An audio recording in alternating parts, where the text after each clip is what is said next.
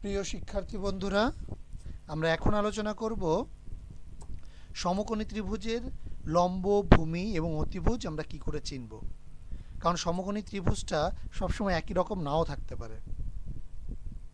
কখনো কখনো এই পি ও এম এইভাবে থাকতে পারে, আবার কখনো এভাবে থাকতে পারে, আবার কখনো যদি এভাবে থাকে।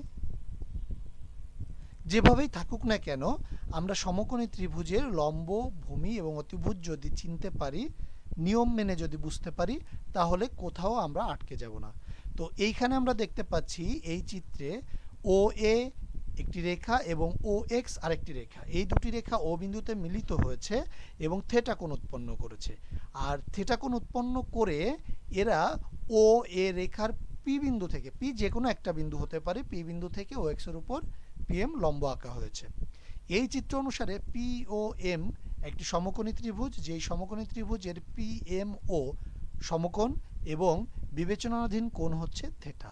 পি ও এম, এই বিবেচনাধীন থেটা কোণকে যদি আমরা হিসাব করি, তাহলে এই থেটা কোণ এর বিপরীত পাশে যে বাহুটি থাকবে সমকোণী ত্রিভুজে, সেই বাহুটি হচ্ছে আমাদের লম্ব। আর এই বিবেচনাধীন কোণের একটি বাহু হচ্ছে ভূমি, যে বাহুটা কিনা আবার সমকোণের সাথে যুক্ত থাকবে। আর সমকোণের বিপরীত বাহু, এই বাহুটাকে আমরা বলছি অতিভুজ। তাহলে আমরা এখান থেকে কি বুঝতে পারছি?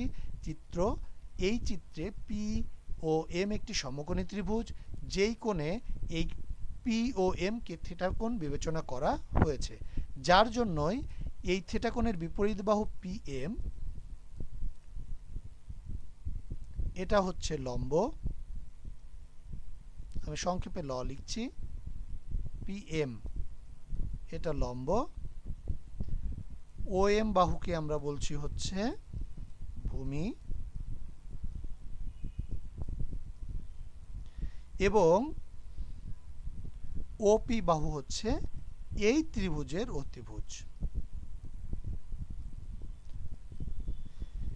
এখন প্রশ্ন হচ্ছে, যদি ত্রিভুজটা এই পি ও এম এর মতো থেকেও আমরা লিখি এই ত্রিভুজটা পি ও এম একই ত্রিভুজ, কিন্তু এই কোণটা 90 ডিগ্রি হলেও আমরা এই চিত্রে যেমন থিটা কোণ বিবেচনা করেছিলাম ও কোণটাকে, এখানে পি কোণটাকে যদি থিটা কোণ বিবেচনা করি, তাহলে কোনটা লম্ব, কোনটা অতিভুজ এবং কোনটা ভূমি।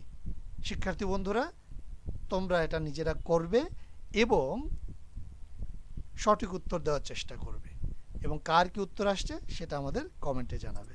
ধন্যবাদ সকলকে।